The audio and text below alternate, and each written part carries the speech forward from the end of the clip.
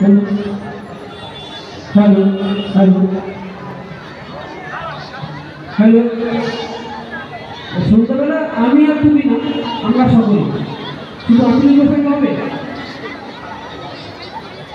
দেবী রাখুন অধিবাসী বিন্দু পক্ষ থেকে আগত সকল দর্শনার্থীদের জানাচ্ছি শুভ মহাজগন্নাথ প্রীতি শুভেচ্ছা এবং অভিনন্দন।